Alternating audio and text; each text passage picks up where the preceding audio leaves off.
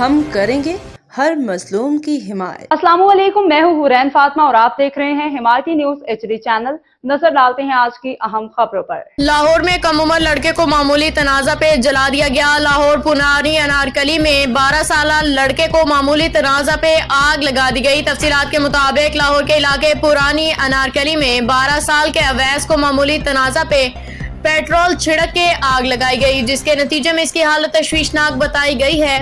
لڑکے کو تشویشناک حالت میں میو اسپتال منتقل کیا گیا۔ پولیس نے زخمی بچے کو بھائی کی مدعیت میں مقدمہ درج کر لیا، لیکن اب تک ملزمان کو گرفتار نہیں کر سکی ہے۔ بچہ اپنے بھائی کے ساتھ پرانی انارکلی میں جویلری شاپ پہ کام کرتا تھا۔ بچے کا کہنا تھا کہ طاہر نے میرا بازو مروڑ کے پیٹرول چھین کے بوتل میرے اوپر ڈال دی۔